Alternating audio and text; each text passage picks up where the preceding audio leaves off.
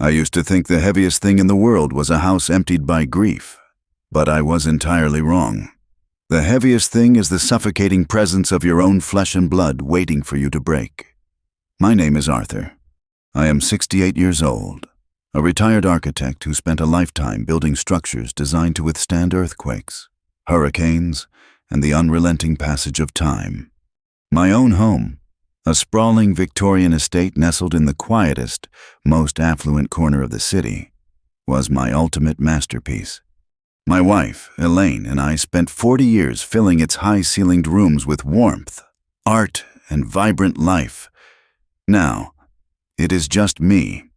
Elaine passed away just over a month ago, taking the very soul of this house with her. The silence she left behind is a physical weight, pressing against my chest from the moment I wake until the moment I finally manage to sleep. I am a practical man. I always have been. When you design foundations for a living, you learn early on to secure your own. The estate is completely paid off, entirely mine, free and clear of any burden or mortgage. My retirement was planned with mathematical precision. Between my long-term investments and my architectural firm's lucrative buyout, I receive a pension of roughly $12,000 every single month. It is a sum that guarantees I will never have to ask anyone for anything. I built a formidable fortress of security so Elaine and I could enjoy our twilight years in absolute peace. I suppose a fortress is only as strong as its gates, and I left mine wide open for my children. Robert and Sarah arrived with heavy suitcases and sorrowful expressions exactly 3 days after we laid their mother to rest. They told me they could not bear the thought of me being alone in such a massive, echoing place. They said they were putting their own busy lives on hold to be my anchor during this terrible storm. I wanted to believe them. A father always wants to believe the best of the children he raised. But the beautiful illusion began to crack almost immediately. It started with small, almost imperceptible shifts in their behavior. Robert, who is 42 and perpetually chasing the next big entrepreneurial scheme, developed a sudden, intense fascination with the structural integrity of the property. He walked the perimeter of the estate daily, tapping the original brickwork, calculating the square footage of the wraparound porch, and inspecting the roof lines. I watched him from the kitchen window while I brewed my morning tea. He did not look like a son seeking solace in his childhood home. He looked exactly like a real estate developer surveying a prime acquisition. Sarah, 2 years younger than her brother, was far more insidious in her approach. She appointed herself the grand custodian of my well-being, which essentially meant she began relentlessly cataloging the interior of the house. I found her in the formal dining room, running her perfectly manicured fingers over the polished mahogany of our custom dining table. She picked up a delicate porcelain figurine Elaine had bought during a trip to Florence 30 years ago, turning it over to check the maker's mark before setting it down with a highly satisfied smirk. Later that afternoon, she casually asked if I had remembered to renew the insurance policy on the antique silver collection, framing the intrusive question as a sudden spike of anxiety over my supposedly failing memory. Then came the voices. The unbearable, patronizing tone they adopted seemingly overnight. It was as if Elaine's sudden death had stripped me of my intellect, reducing me from a respected professional to a doddering fool who needed constant supervision. At dinner one evening, Robert reached across the table and actually cut my steak for me, insisting the serrated knife was far too sharp for my unsteady hands. My hands were perfectly steady. I had drafted intricate blueprints by hand for decades. Sarah began speaking to me loudly, enunciating every single syllable as though I were hard of hearing or cognitively impaired. She would ask if I remembered to take my daily vitamins, always adding that I know how forgetful I get when I am stressed. I am not forgetful. I remember absolutely everything. I remember when Robert begged me to bail out his failing technology startup 10 years ago, a massive loan he conveniently forgot to ever repay. I remember Sarah demanding I fund her lavish destination wedding, only to divorce the man less than 2 years later because she grew bored of him. I remember the exact look of quiet disappointment on Elaine's face when she once told me our children had grown into people she loved deeply, but did not particularly like. I sat at the head of the dining table, chewing the meat my son had so graciously cut for me, watching the two of them exchange a fleeting, knowing glance over their crystal wine glasses. It was a look that spoke volumes, a silent language of shared intent that excluded me completely. They were operating on a strict timeline, moving invisible pieces on a board I could not yet fully see, but I knew with absolute certainty that a dangerous game had begun. The next morning, I stepped out onto the back patio to tend to Elaine's prized roses. It was the only time I felt truly close to her, surrounded by the vibrant reds and soft pinks she had cultivated with so much devotion. Robert followed me outside, holding a steaming mug of coffee. He did not ask how I was sleeping or how my heart was coping. Instead, he leaned against the cedar railing and casually mentioned how much the properties on our street had appreciated over the last decade. He threw out massive numbers, suggesting the house could easily fetch $2.5 million in the current market. Watching my reaction like a hawk, I simply pruned a withered bloom, keeping my face an impassive mask, while my chest tightened with a sickening realization. He was mentally appraising his inheritance while I was still standing right in front of him, drawing breath. As the days dragged into a full week, the suffocating atmosphere of feigned concern thickened into something unbearable. They insisted I rest constantly, effectively confining me to my leather armchair in the study while they boldly roamed the halls. They opened heavy wooden drawers they had no business opening. They reorganized my private filing cabinets under the thin guise of helping me declutter my life. Every single action was wrapped tightly in the sweet language of familial love. But the underlying mechanics driving them were pure, unadulterated greed. The heartbreaking truth washed over me on a rainy Tuesday afternoon. I was sitting quietly by the unlit fireplace, listening to the muffled metallic sounds of Sarah opening the antique safe in the hallway.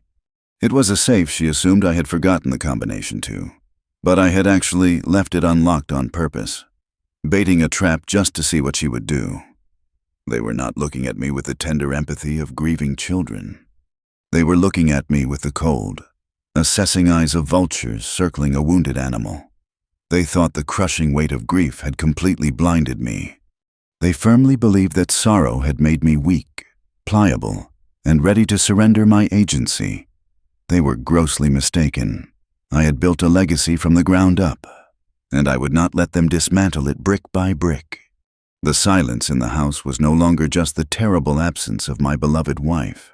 It was the heavy, pregnant silence of an impending war, and they had absolutely no idea who they were dealing with.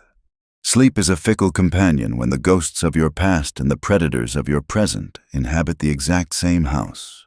Tonight, the heavy silence would finally shatter, revealing the ugly truth hiding just behind the guest room door. I stared at the ceiling for hours.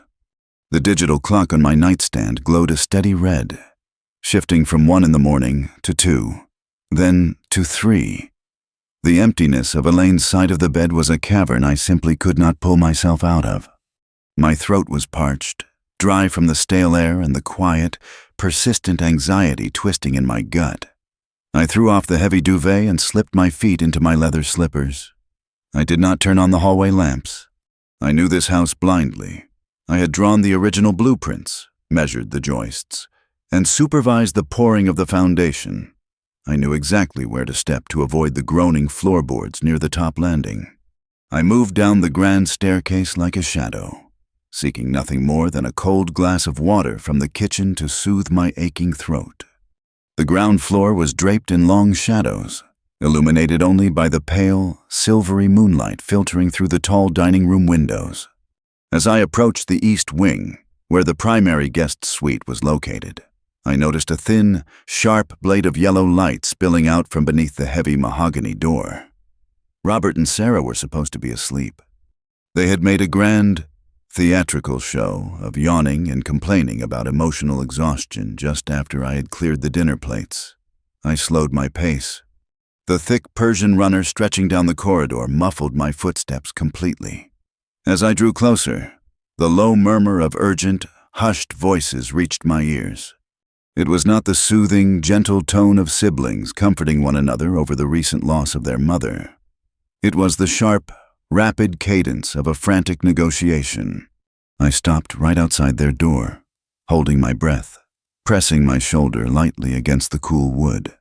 Robert was speaking fast, his voice laced with a raw panic I had not heard since he was a teenager caught in a massive lie. He was pacing, his heavy footsteps thudding rhythmically against the carpet. He was talking about a bridge loan, a massive financial obligation maturing in exactly 21 days. He confessed to his sister that his latest commercial venture was completely bankrupt, and worse, that his new wife had absolutely no idea they were currently drowning in 6 figures of high-interest debt.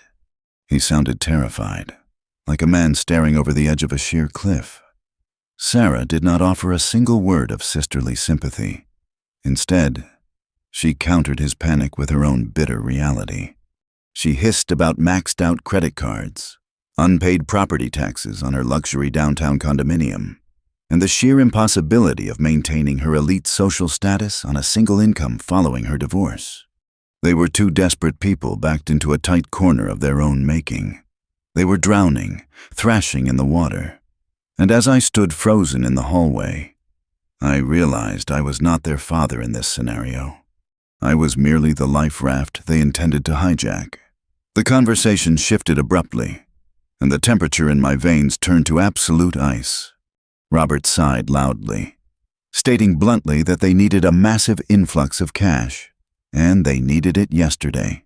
Sarah's voice dropped to a chillingly practical register, completely stripped of all the fake sweetness and exaggerated concern she had been pouring over me for the past week.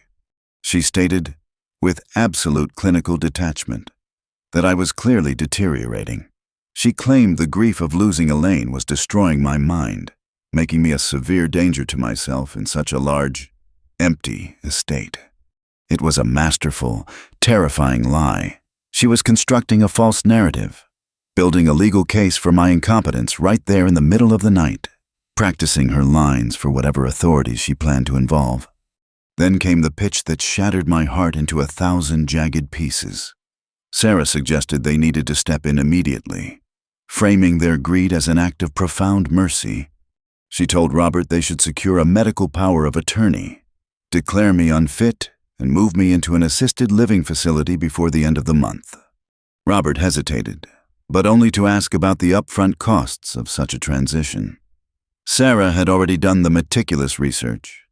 She did not mention the bright, comfortable retirement communities we had driven past in our own neighborhood. She mentioned a state-subsidized place on the industrial edge of town, a facility notorious for its bleak conditions, linoleum floors, and cheap rates. She reasoned coldly that I would barely notice the dismal surroundings in my current state of mourning. I would just sit by a window, she said, oblivious to the smell of bleach and boiled cabbage. Once I was safely locked away in that warehouse for the elderly, their real work would begin. She outlined the plan with terrifying precision. They would put this magnificent, custom-built estate on the market immediately. They anticipated a quick sale at $2.5 million, which they would split evenly to erase their debts and pad their accounts. Furthermore, she quickly calculated that my $12,000 monthly pension would easily cover the cheap nursing home fees, leaving a massive monthly surplus. That surplus, she argued smoothly, could be quietly siphoned into a joint account they controlled, serving as a steady passive income for the rest of my natural life. I stood in the dark hallway, completely paralyzed, forgetting how to breathe. The sheer, calculated cruelty of their words hit me harder than any physical blow ever could. These were the children I had read bedtime stories to. These were the children whose scraped knees I had bandaged, whose college educations I had paid for in cash, whose lavish weddings and business failures I had entirely funded without a single complaint. I had given them everything, and their gratitude amounted to plotting my imprisonment. They were actively conspiring to strip me of my beloved home, my dignity, and my freedom. They wanted to discard me like a broken, useless piece of furniture just to cover their own reckless, greedy mistakes. A profound, crushing sorrow bloomed in the center of my chest. It was a second morning, sharper and infinitely more violent than the first. I had lost my beautiful wife to a relentless illness, a tragedy of nature I could eventually learn to accept. But I was losing my children to pure, unadulterated malice, a tragedy of character I could never forgive. I stepped back from the heavy mahogany door, no longer thirsty. The glass of water was completely forgotten. I turned around and floated back up the grand staircase, feeling the entire weight of my 68 years bearing down heavily on my shoulders. Every step felt like walking through deep water. I reached my bedroom, closed the door soundlessly, and collapsed into the dark leather armchair by the window. I did not turn on the bedside lamp. I let the comforting darkness swallow me whole, weeping silent. Bitter tears for the family I thought I had built. I allowed myself to feel the absolute agony of their betrayal completely. I mourned the son and daughter I loved, accepting in the quiet of the night that they were gone, replaced by ruthless strangers who viewed my continued existence as nothing more than a delayed payday. But as the long hours stretched on and the sky outside my window began to lighten into the cold, unforgiving gray of dawn, the tears eventually dried up. The overwhelming sorrow drained away, leaving behind a hollow, echoing space in my chest that quickly filled with something entirely different. It was a cold, hard, unyielding fury. I stood up and walked over to the tall dresser mirror, looking directly at my own reflection in the dim morning light. I did not look frail. I did not look confused. I looked exactly like a man who had survived a lifetime of complex challenges. A man who built fortresses for a living. Robert and Sarah wanted to play a high-stakes game of strategy and deception. They firmly believed they were the cunning masterminds, easily pulling the strings of a broken, grieving old man. They had severely underestimated the architect who designed the very floor they were standing on, and by the time this morning's sun fully crested the horizon, I would already be drawing up the complex, inescapable blueprints for their absolute ruin. A war is never won by charging blindly into the enemy's front lines. It is won by convincing them you have already surrendered. When the morning sun finally broke through the heavy gray clouds, pouring harsh light into my bedroom, I knew exactly what role I had to play. I washed my face in the cold water of the master bathroom, watching the tired, deeply lined reflection of a 68-year-old man staring back at me. I practiced relaxing my shoulders, letting them slump forward just a fraction of an inch. I softened my gaze, replacing the sharp, calculating eyes of a seasoned architect with the vacant, wandering stare of a man entirely lost in his own grief. I walked down the grand staircase much slower than usual, deliberately allowing my right foot to drag just slightly against the plush carpet. By the time I reached the bottom step, I had completely shed the armor of the man I truly was. I had become the fragile, broken victim my children desperately needed me to be. Robert and Sarah were already in the kitchen, casually drinking my expensive imported coffee and speaking in low, comfortable tones. The sharp panic of their midnight financial crisis was entirely hidden behind warm, practiced smiles as I shuffled into the room. I stood near the granite island for a long moment, looking blankly at the cabinets. I rubbed my temples, letting out a heavy, wavering sigh. I asked Sarah, in a voice entirely devoid of its usual booming authority, where Elaine had moved my favorite ceramic mug. I knew exactly where the mug was. It had been sitting on the second shelf to the right of the sink for the past 15 years. Sarah's eyes lit up with a terrifying, predatory glee that she poorly disguised as deep maternal concern. She rushed over, placed a patronizing hand on my shoulder, and retrieved the mug for me. She spoke to me in that slow, exaggerated cadence people reserve for toddlers, assuring me that it was perfectly normal to forget the little things when the mind is clouded by sorrow. I thanked her profusely, keeping my head bowed to hide the absolute disgust boiling in my stomach. The trap was officially set, and they walked into it with breathtaking arrogance. Over the next 48 hours, I allowed them to systematically strip away my daily autonomy. I watched quietly from the velvet armchair in the living room as Robert confidently intercepted the daily mail delivery. He stood by the front door, flipping through the thick envelopes, expertly sliding my quarterly investment reports and bank statements into his own leather briefcase before tossing the junk mail onto the entryway table. He told me he was just saving me the headache of sorting through bills. I simply nodded, thanking him for being such a responsible son, all while mentally logging exactly which financial institutions he now believed he was monitoring. Sarah's campaign was far more aggressive. The very next evening, I decided to boil some water on the gas stove to make a simple bowl of pasta. I was standing right there, completely attentive, when she came sprinting into the kitchen like a woman responding to a 5-alarm fire. She practically shoved me aside to twist the knob off, loudly declaring that I could have burned the entire estate to the ground. She insisted that my reflexes were simply too slow now, and my mind was too distracted to handle dangerous appliances. From that moment on, she declared, I was strictly forbidden from cooking my own meals. I offered a meek, trembling apology, perfectly mimicking the shame of a man losing his grip on reality. It was a masterclass in deception, and their overconfidence swelled to dangerous, intoxicating levels. They were so blinded by their own brilliant scheme that they failed to notice the invisible snare I was pulling tight around their ankles. With my children thoroughly convinced that I was effectively neutralized, I needed to assemble my own heavy artillery. On Thursday afternoon, Robert and Sarah announced they were going out for a few hours to run some essential errands. I knew exactly what that meant. They were likely touring the dismal, cheap nursing home they had discussed in the dead of night, measuring the dimensions of my future cage. As soon as the heavy oak front door clicked shut behind them, my frail posture instantly vanished. I stood up straight, my mind sharp and clear. I walked briskly to my private study, locked the heavy mahogany door behind me, and dialed a number I knew completely by heart. Marcus has been my closest friend and my fiercely loyal estate attorney for over 30 years. We had navigated the complex zoning boards of this city together, and he had drafted the very will that currently left my entire fortune to the 2 vultures circling my living room. When he answered the phone, I did not waste a single second with pleasantries. I told him I needed to see him immediately, and it required absolute, unbreakable secrecy.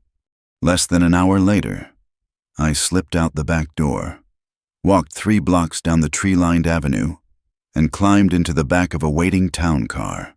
Marcus's office was a fortress of polished oak and leather situated in the heart of the financial district. When I walked into his private suite, he took one look at my face and poured 2 glasses of neat scotch. I sat across from his massive desk and laid out the entire miserable truth. I told him about the midnight conversation, the crushing debts my children were hiding, and their meticulous, cold-blooded plan to declare me incompetent, steal my $12,000 monthly pension, and liquidate the family estate. Marcus is a man who makes his living in the muddy waters of human greed, but even he was visibly shaken. His face hardened into a mask of pure, professional fury. He asked me exactly how far I was willing to go to stop them. I looked my oldest friend dead in the eye and told him I did not just want to stop them. I wanted to teach them a lesson so profound, so devastating, that they would remember the consequences of their betrayal for the rest of their natural lives. We spent the next 3 hours drinking scotch and charting a covert legal strategy that would have made a military general proud. We needed to move massive amounts of wealth entirely out of their reach before they could ever file their fraudulent medical paperwork. Marcus began drafting the intricate framework of a highly specialized, irrevocable trust. It was a legal vault so heavily fortified that no judge, no power of attorney, and certainly no greedy child could ever pry it open. As we finalized the preliminary documents, Marcus warned me that once we executed this specific maneuver, there was absolutely no turning back. The money and the property would be locked away permanently. Shielded by layers of complex corporate entities, I signed the first stack of authorization papers without a single tremor in my hand. I returned to my empty, silent house just before my children arrived. I was back in my leather armchair, staring blankly out the window, when Sarah walked in holding a thick manila envelope. She smiled at me, a sweet, poisoned expression, and casually mentioned that she had some routine insurance forms she needed me to look over soon. I offered her a confused, grateful nod, knowing full well that the final battle had officially begun. A trap is only effective when the prey firmly believes they are the ones holding the bait. The morning sun had barely warmed the kitchen tiles when the absolute depth of my daughter's deception was finally laid bare right on my breakfast table. Sarah was humming a cheerful, bright tune as she poured me a fresh cup of coffee, playing the role of the devoted caregiver with a sickening level of perfection. I was sitting in my bathrobe, eating a bowl of oatmeal that she had insisted on preparing for me, keeping my shoulders slumped and my gaze fixed on the floral pattern of the placemat. Without missing a beat in her melody, she casually slid a thick stack of stapled papers across the polished granite island. The heavy manila envelope she had carried the night before was nowhere to be seen, replaced by these stark white pages covered in dense, intimidating legal jargon. She smiled sweetly, tapping a manicured fingernail against the bottom edge of the top sheet. She told me, in a voice dripping with practiced nonchalance, that these were just some routine medical proxy forms requested by my health insurance provider in the wake of Elaine's passing. She claimed they just needed an updated signature to ensure my coverage remained active in case of a minor emergency. She uncapped an expensive fountain pen and extended it toward me, her eyes locking onto mine with an intensity that entirely betrayed her casual tone. She was pushing for a quick, unthinking compliance. I stared at the pen, then down at the dense paragraphs of text, allowing my hands to tremble just slightly.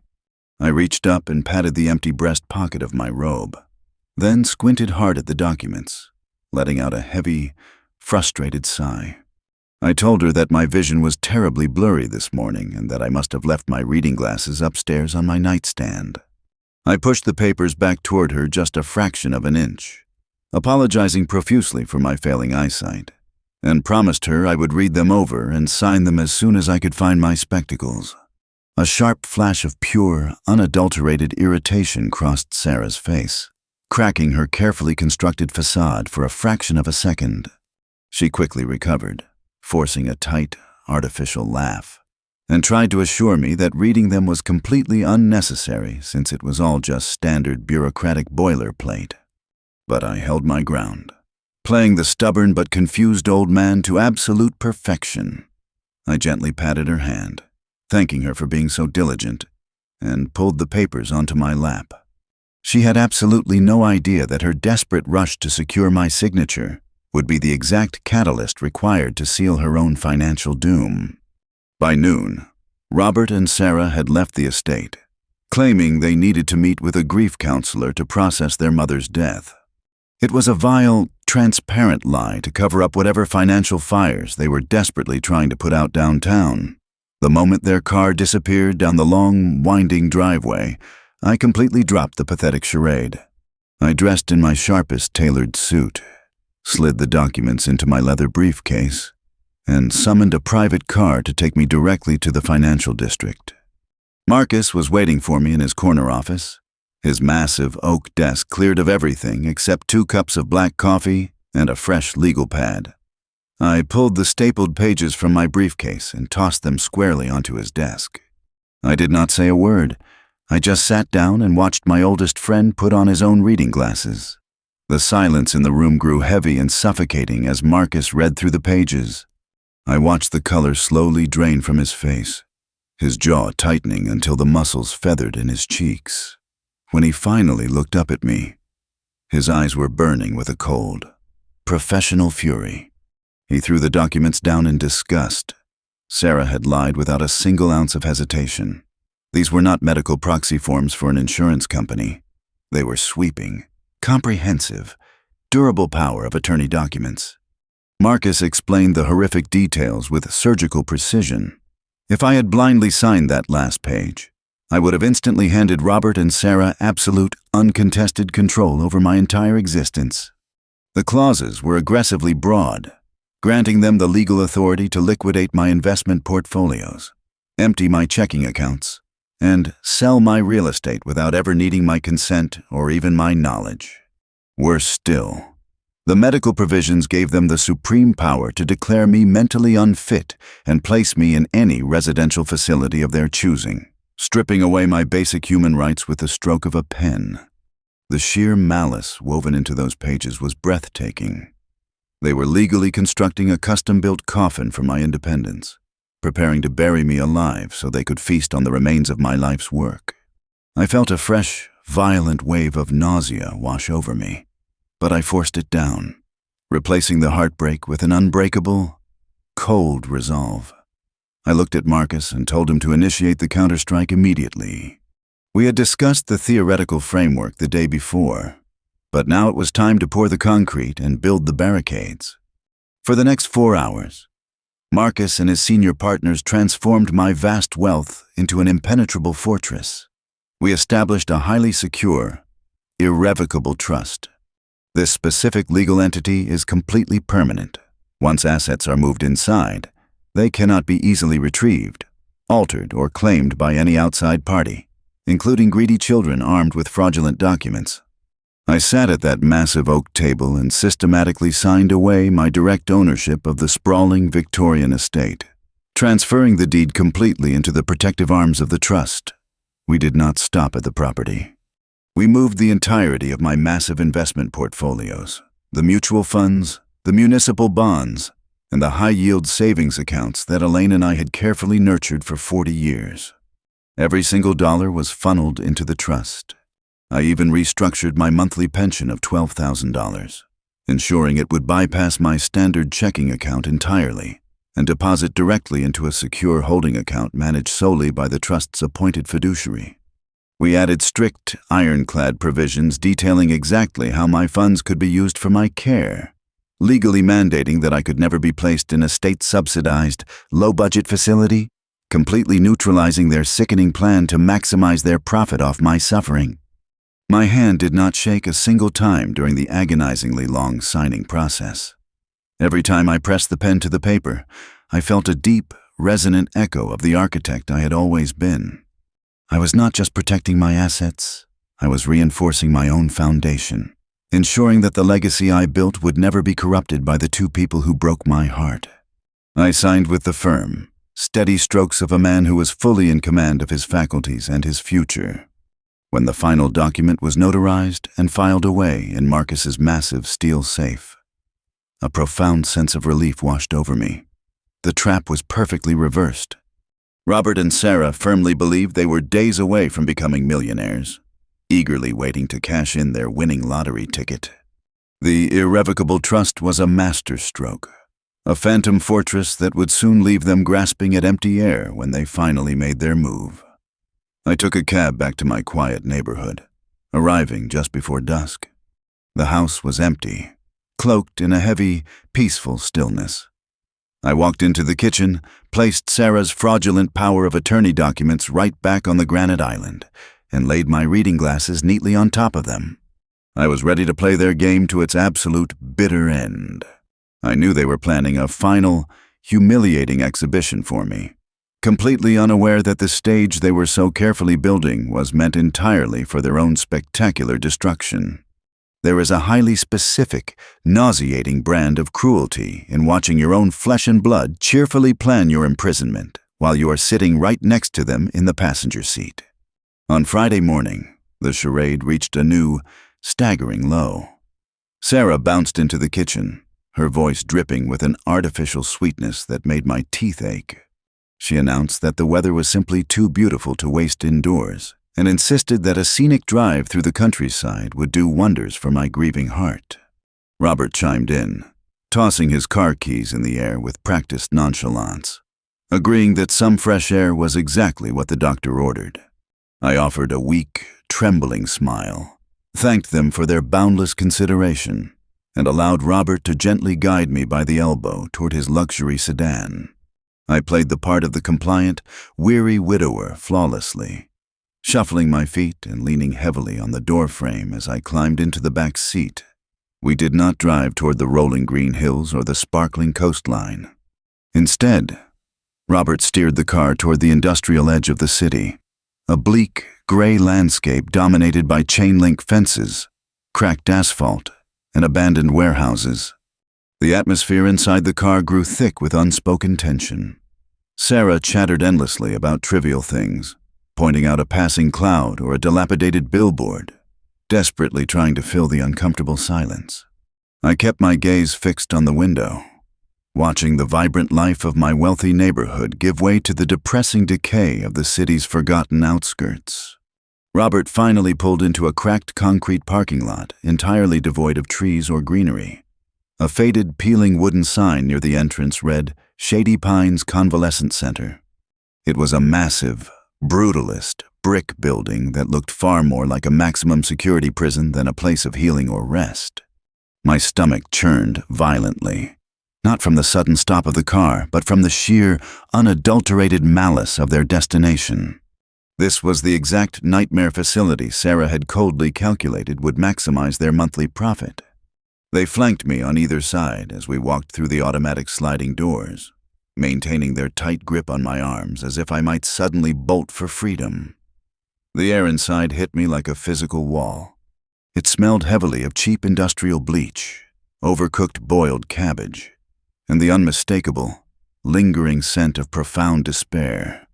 The lobby was painfully dim, lit by flickering fluorescent tubes that cast a sickly yellow pallor over the stained linoleum floors.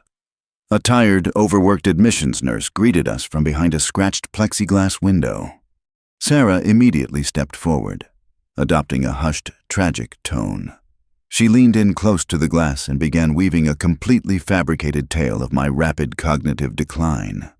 She claimed I was wandering the house at all hours, forgetting the names of my deceased wife and leaving the gas stove burning. I stood a few feet away, my head bowed, my hands clasped loosely in front of me, listening to my own daughter effortlessly assassinate my character and my competence.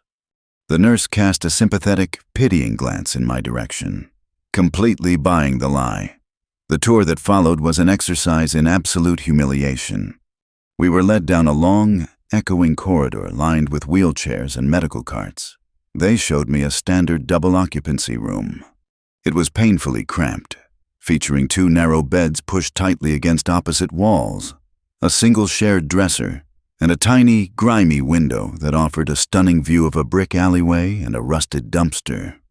Robert clapped his hands together, his voice booming with fake enthusiasm as he declared the room cozy and perfectly manageable. Sarah nodded vigorously, adding that I would not need much space anyway, since I would be spending most of my time resting or enjoying the common area television. They spoke entirely over me, addressing the nurse and each other, rendering me completely invisible in my own life. They were stripping away my dignity layer by layer, firmly believing I was too far gone to even notice the chilling temperature of the room or the stains on the thin, scratchy blankets. While the nurse stepped out into the hallway to retrieve a stack of informational brochures and pricing tiers, Robert and Sarah moved to the doorway, giving themselves the illusion of privacy. They assumed I was safely neutralized, staring blankly at the ugly vinyl floor tiles. They completely forgot that beneath my carefully constructed facade of frailty, I was a man who understood the intricate mechanics of modern technology just as well as I understood architectural blueprints. I slowly reached into the deep pocket of my wool cardigan and wrapped my fingers around my smartphone. I did not need to look at the screen. I knew exactly where the voice memo icon was located.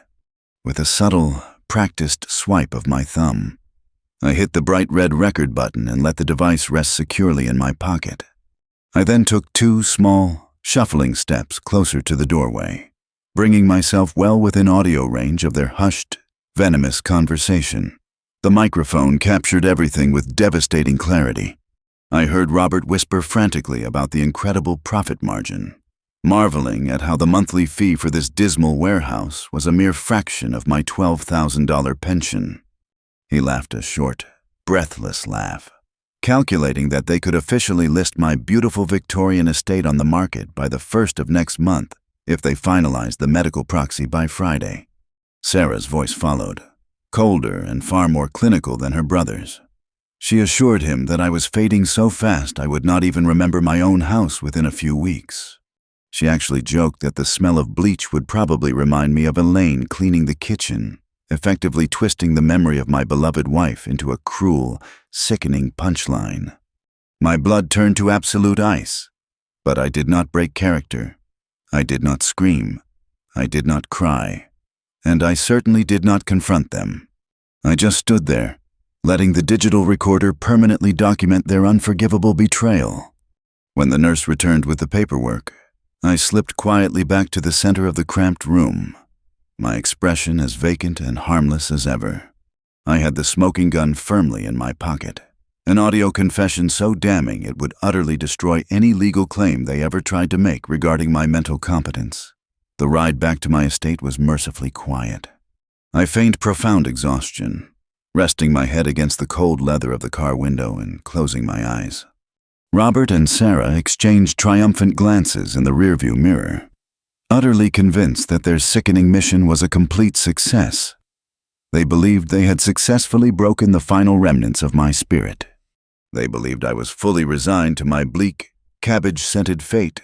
The moment they parked the car in the driveway, they practically tripped over themselves to guide me inside, insisting that I needed immediate rest in my study.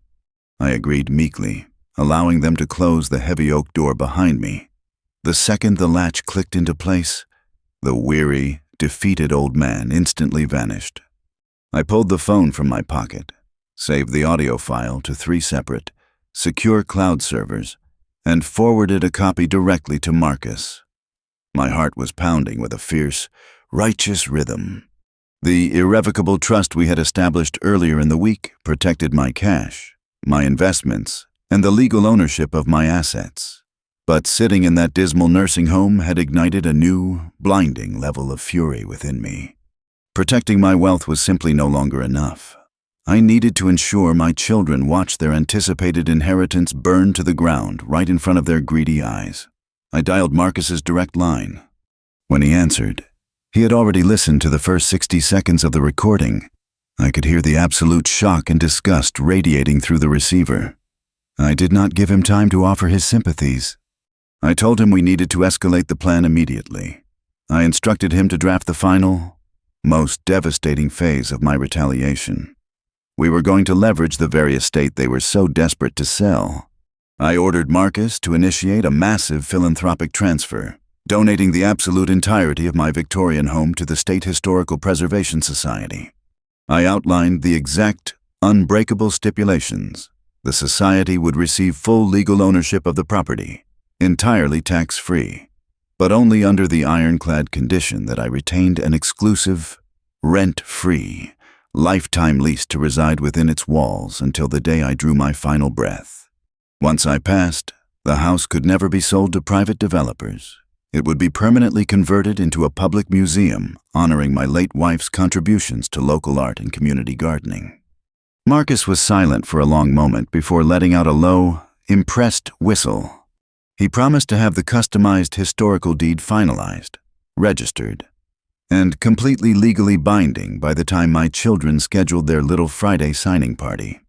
I hung up the phone and walked over to my massive mahogany desk, pouring myself a generous measure of Elaine's favorite bourbon. I raised the crystal glass to the empty room, toasting the absolute spectacular ruin that was about to rain down upon the 2 people sitting in my kitchen. The trap was set. The steel jaws were locked open, and the predators were blissfully unaware that they were already bleeding out. There is a distinct, metallic taste to impending betrayal, a bitter flavor that coats the back of your throat right before the people you love decide to finally pull the trigger. The atmosphere in my home had rapidly shifted from a suffocating, false sympathy to a sharp, brittle impatience. Robert and Sarah were tired of playing the devoted caregivers. Their financial debts were breathing down their necks, and the intoxicating promise of my liquidated estate was making them reckless. On Wednesday evening, immediately after another quiet, tense dinner, they cornered me in the living room. Sarah did not bother with her usual sweet, melodic tone. She marched over to the coffee table and aggressively slapped down the thick manila envelope containing the fraudulent power of attorney documents. She stood over my armchair, her arms crossed tightly over her chest, and announced that they had hired a licensed mobile notary. The notary was scheduled to arrive at my house on Friday at exactly 2 p.m. to finalize the paperwork. Robert stepped out from the shadows near the fireplace, taking on the role of the reluctant enforcer. He crouched down next to my chair, forcing me to look him in the eye. He lowered his voice, adopting a tone of grave, manufactured sorrow, and delivered a perfectly veiled threat. He told me that my cognitive decline was becoming entirely unmanageable and that they were simply trying to protect me from myself. Then, the velvet glove came completely off. He stated that if I refused to sign the documents willingly on Friday, they would have absolutely no choice but to file an emergency petition with the state courts on Monday morning. He painted a terrifying picture of a judge publicly declaring me incompetent, warning me that a forced legal intervention would be humiliating, ugly, and entirely stripped of the dignity they were so generously offering me now. I looked back and forth between my 2 children, my heart shattering all over again at the sheer, calculated cruelty of their extortion. They were giving me an ultimatum: surrender my freedom quietly, or they would drag my name through the mud and have the state strip it away by force. I let my hands shake violently against the armrests. I forced a single, pathetic tear to roll down my cheek, playing the terrified, defeated old man to the very back row of the theater. I lowered my head, staring at the floor, and whispered that I did not want any trouble. I told them I trusted them completely, and if they believed signing the papers was the only way to keep the family safe, I would cooperate on Friday. A heavy, synchronized sigh of immense relief washed over the room. Robert actually patted my knee, praising me for finally being reasonable, while Sarah snatched the manila envelope back up. A triumphant, greedy smirk plastered across her face. They genuinely believed my compliant nod was a surrender, entirely unaware that it was actually the final turn of the key, locking them inside a financial prison of their own making. Thursday arrived with a heavy, pregnant stillness, believing the war was already won. Robert and Sarah left the house shortly after breakfast, claiming they needed to run errands to prepare for the notary's arrival. In reality, they were likely out celebrating, perhaps putting expensive down payments on luxury cars or booking lavish vacations with the millions they firmly believed they were about to inherit. The moment their car pulled out of the driveway, my supposed frailty evaporated. I moved through the empty house with the sharp, precise energy of a military commander preparing for an ambush. I spent the entire morning on the phone with Marcus, securing the final, devastating pieces of our counteroffensive. Marcus confirmed that the historical preservation deed had been expedited, stamped, and legally recorded by the county clerk at 9 o'clock that very morning. The sprawling Victorian estate no longer belonged to me, and more importantly, it would never belong to my children. Next, we coordinated the logistics of the trap. I instructed Marcus to arrive at the estate on Friday at 1 p.m, a full hour before Robert. Sarah and their hired notary were scheduled to sit down in the dining room. Marcus was not coming alone. He was bringing a man named Mr. Sterling, a highly aggressive, deeply respected private wealth manager who currently oversaw the massive, impenetrable trust we had built. The architecture of my home was about to serve its ultimate purpose.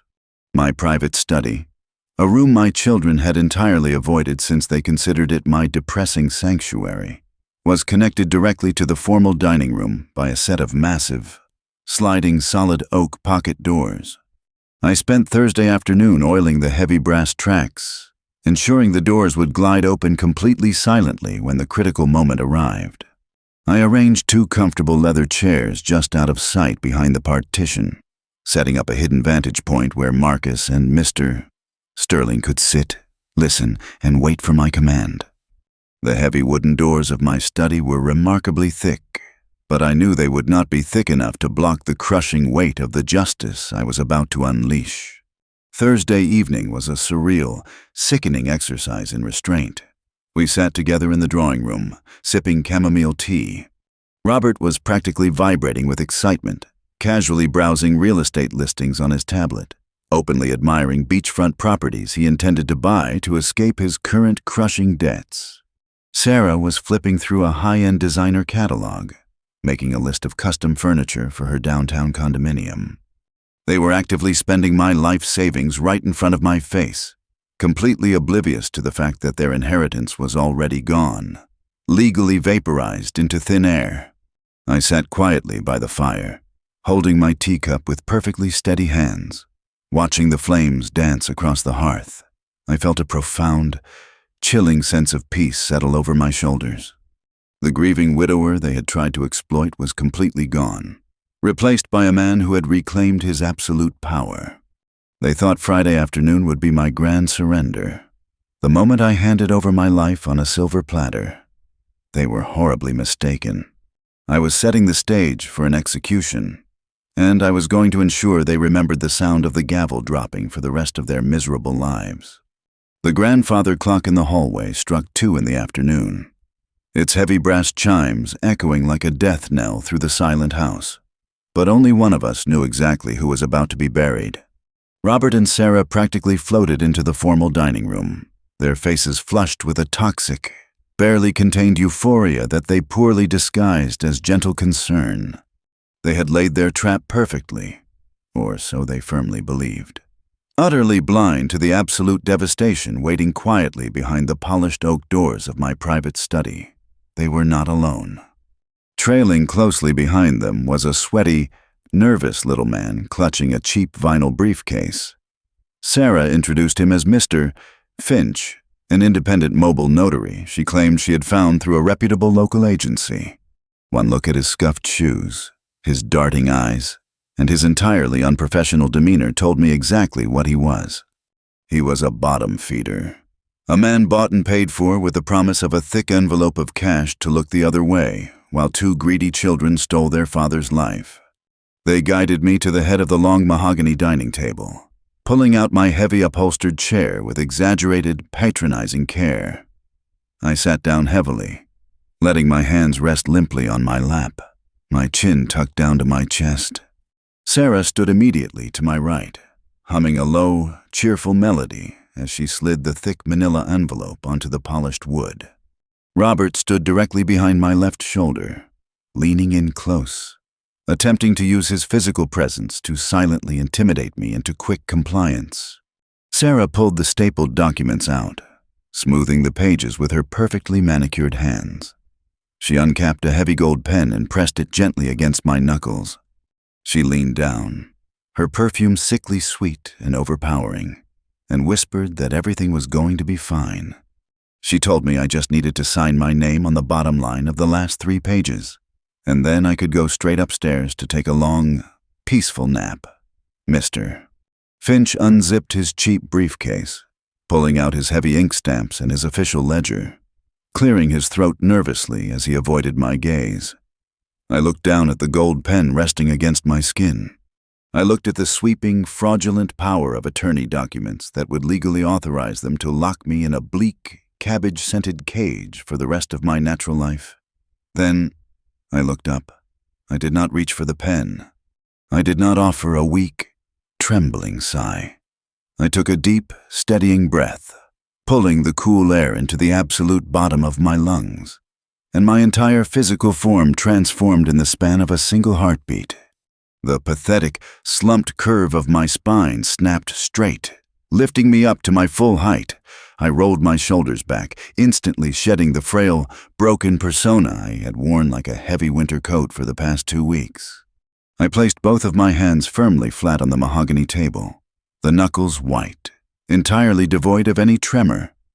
Sarah's cheerful humming stopped instantly. A profound, suffocating silence dropped over the dining room. I turned my head slowly, locking my eyes with my daughter. The vacant, confused stare she was so used to was completely gone. In its place was the sharp, piercing, unyielding gaze of a man who commanded boardrooms, managed multi-million-dollar budgets, and saw completely through her pathetic lies. I spoke, and my voice was no longer a reedy, trembling whisper. It boomed through the high-ceilinged room, deep, resonant, and dripping with absolute authority. I told her that I would not be signing a single piece of paper today, tomorrow, or ever again. Robert physically recoiled, stumbling a half-step backward away from my chair as if I had suddenly caught fire. Sarah's jaw dropped open, all the color draining instantly from her face, leaving her pale and genuinely terrified. She tried to recover, stammering out a high-pitched, frantic question, asking what was wrong with me, and insisting that my grief was making me manic. I ignored her completely.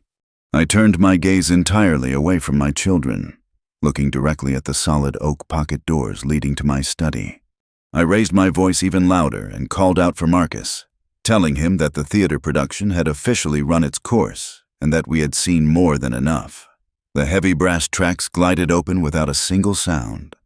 Marcus stepped out from the shadows of the study, dressed in an immaculate, dark-tailored suit. Right beside him was Mr.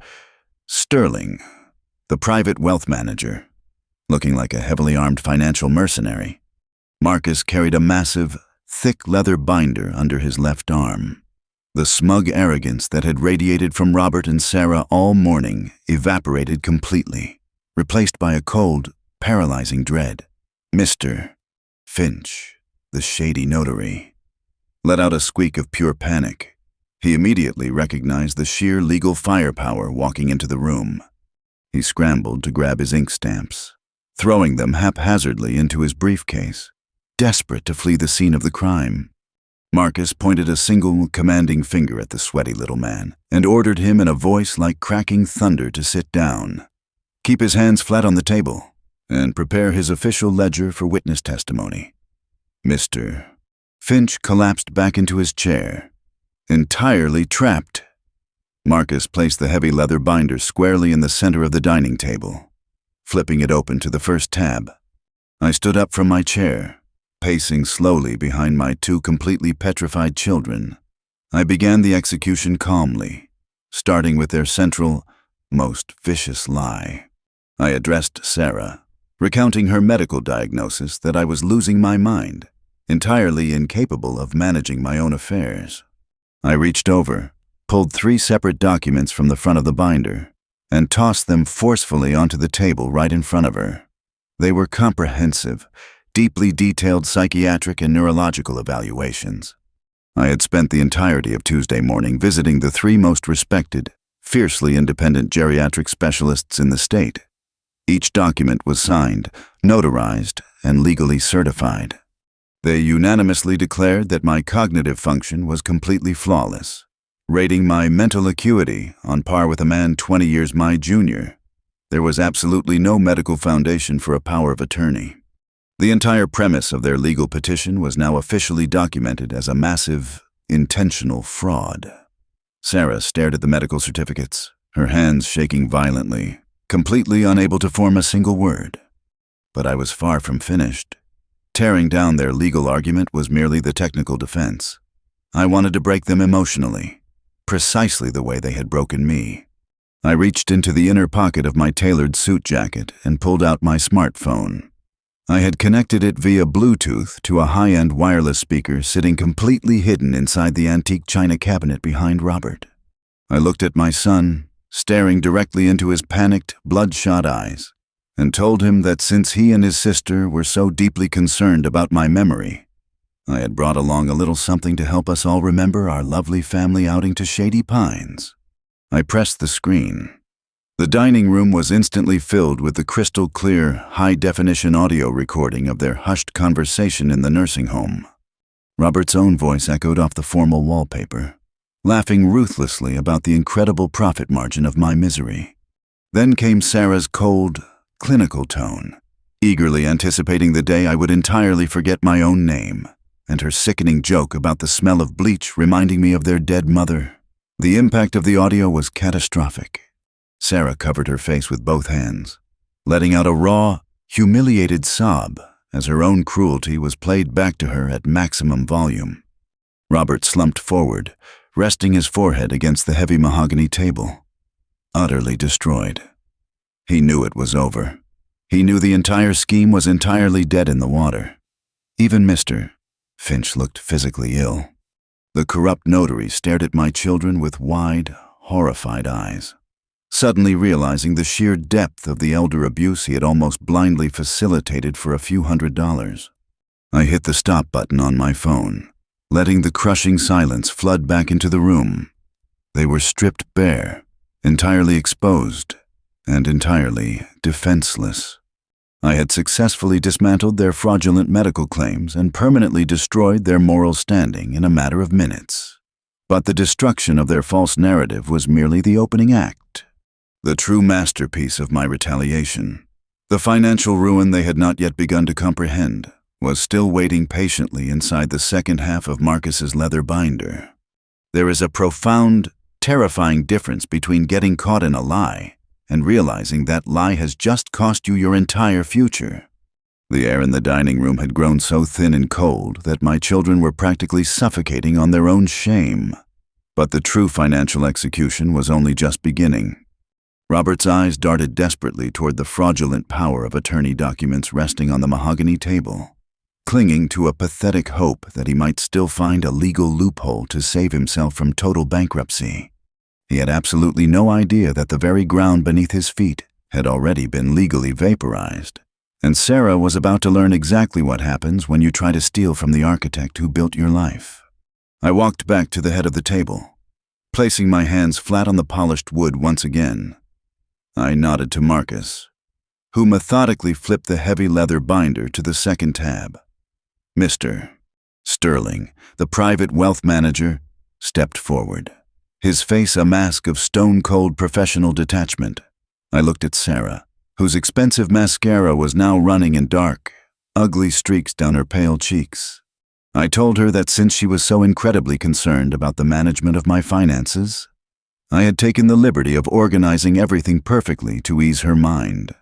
I explained, in excruciating detail, the exact mechanics of the irrevocable trust we had established 48 hours prior.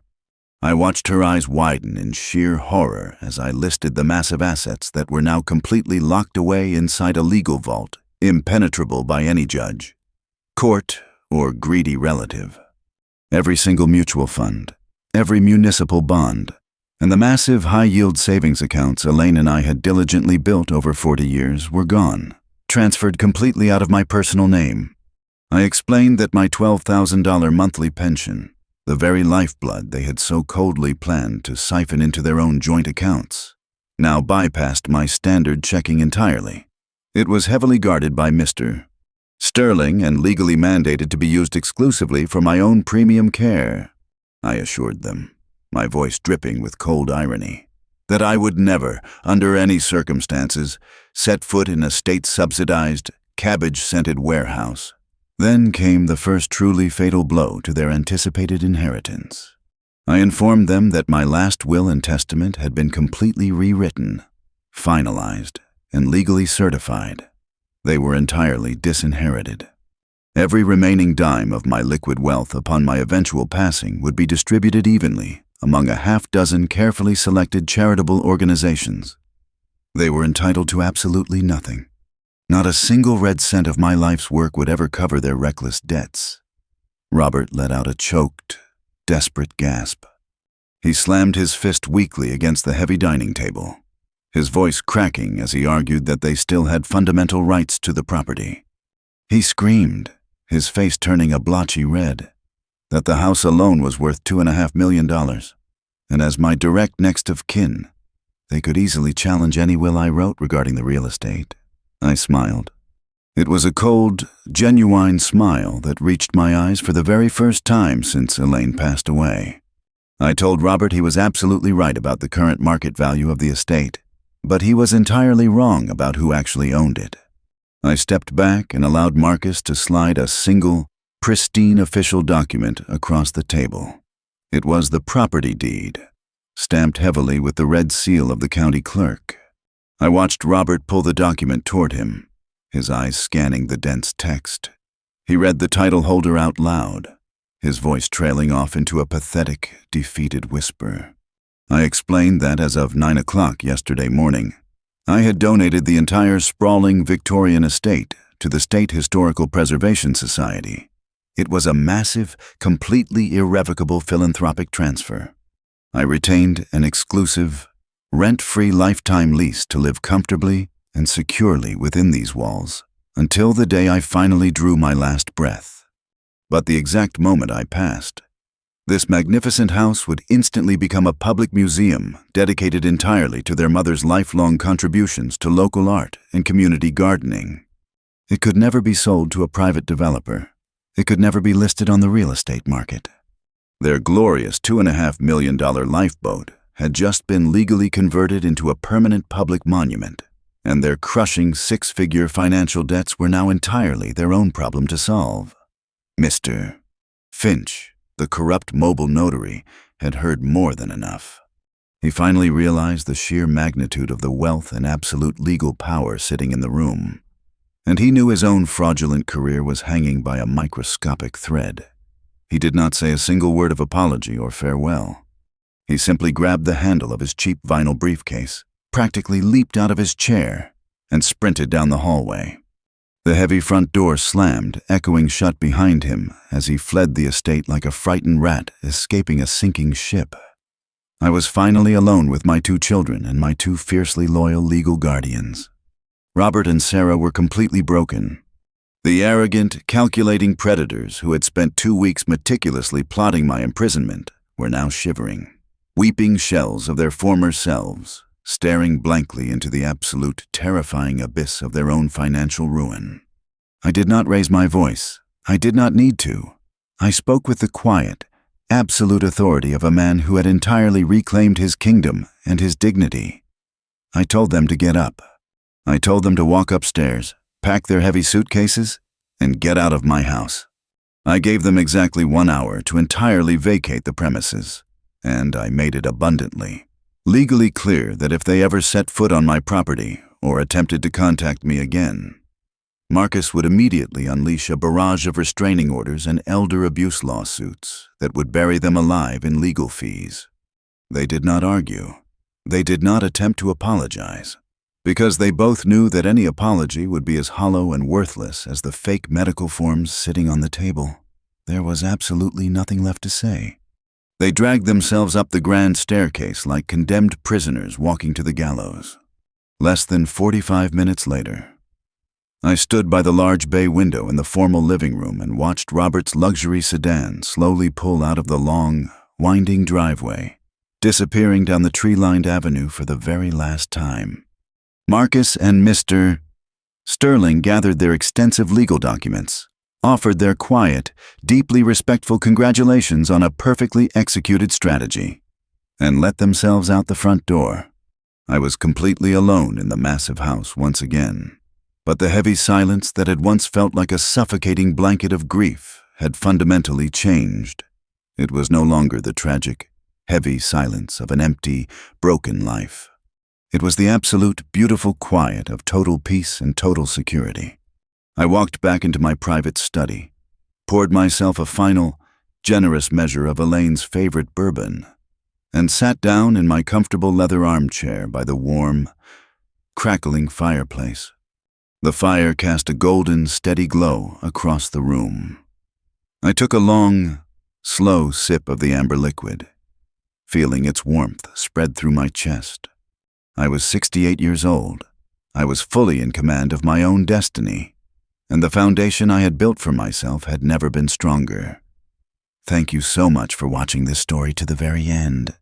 If you felt the deep satisfaction of seeing a man take back his absolute power and masterfully outsmart pure family greed, please like this video, subscribe to the channel, and share it with someone who truly appreciates a flawlessly executed plan. I would love it if you could leave the word karma in the comments below to let me know you made it all the way through the journey. And do not forget to hit the hype button so this video can reach more viewers who love a story about absolute, undeniable justice.